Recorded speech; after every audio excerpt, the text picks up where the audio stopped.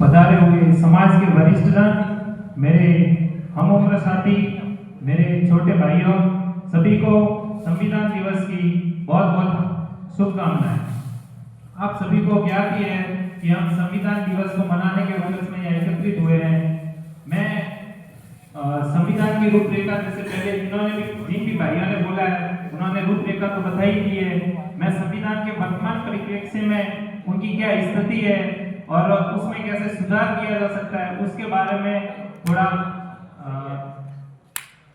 प्रकाश डालना चाहूंगा।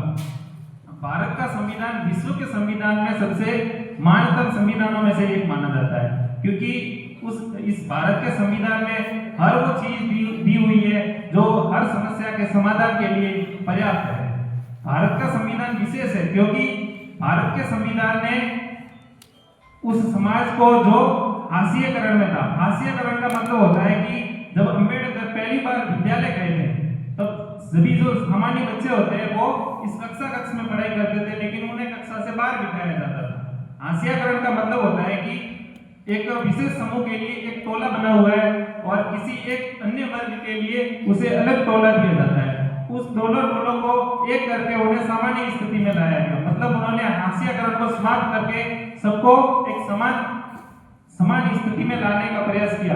तो ये संविधान की ताकत है कि उन्होंने हाशिएकरण को समाप्त कर दिया। और भारत का संविधान एक अन्य रूप में ऐसे भी विशेष है कि मूल रूप से जंगल में जीवन यापन करने वाले आदिवासी समूह के लोग जो जंगल से कभी बाहर ही निकल ना पाते, लेकिन भारतीय संविधान ने उन्हें शिक्षा का अधिकार दिया, उन्हें मुख्य धारा से जुड़ने का अवसर प्रदान किया। इसी की बदौलत भारत के सर्वोच्च लोकतांत्रिक पद पर आज आदिवासी समुदाय की महिला द्रौपदी जी मुर्मू भारत के राष्ट्रपति पद पर आसीन है। ये संविधान की ही देन है। और संविधान की एक अन्य और मुख्य विशेषता ये भी है कि भारत के संविधान की एक प्रमुख और मुख्य विशेषता ये भी है कि यह उन लोगों को भी सुरक्षा प्रदान करता है जो इन्हें दिल से ही नकार देते हैं, जो इन्हें बिल्कुल मानते नहीं है, उनको भी ये वैसी ही सुरक्षा प्रदान करता है जो इनको मानने वाले को प्रदान करता है। भारत के संविधान में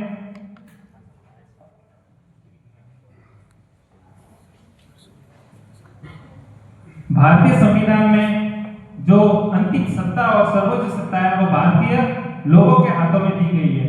इसका मैं एक वाक्य के माध्यम से समझाना चाहूंगा कि अभी सत्ता पक्ष के तरफ से ये आधिकारिक घोषणा की गई थी कि क्या एक सुझाव लिया गया था कि भारत को केवल भारत नाम से ही जाना जाए। ये जो इंडिया नाम है ये विदेशों की देन है, विदेशी लोग जो आए थे उन्होंने दिया था। और ये एक राजनीतिक पहलू था क्योंकि ये जो घोषणा हुई उसके कुछ ही दिन पहले ऑपोजिशन पार्टी ने इंडिया अलायंस बनाया था, तो इंडिया नाम को नकार दिया जाए इसलिए उन्होंने ये घोषणा की थी, लेकिन लोगों ने इस पर कुछ खास अमल नहीं किया।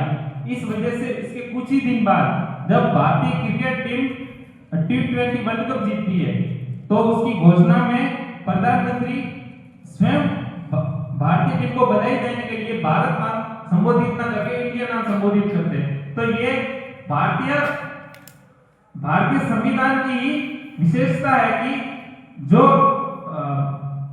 भारत के लोग यदि किसी चीज को मानते हैं तो ही वो चीज प्रधानमंत्री तक भी लागू होती है। ऐसा नहीं कि हमने प्रधानमंत्री को चुन के भेज दिया तो वो अपनी निरंकुशता से कुछ भी कर सकता है। उसका जो निर्णय है, उनका जो निर्णय है वो न्याय संगत और लोगों के हित के लिए होना चाहिए, वो अपनी मर्जी से कुछ भी नहीं कर सकते। तो ये संविधान की एक विशेषता है।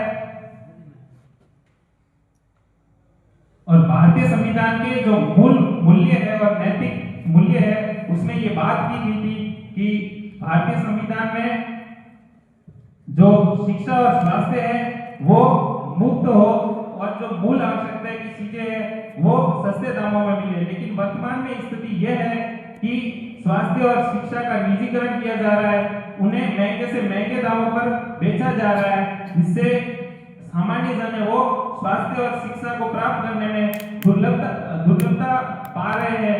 और जो मूल आवश्यकता की चीजों में अनाज और धान है वो मुफ्त में बांटा जा रहा है। ये ठीक उसी प्रकार है जैसे उल्टी गंगा बह रही है।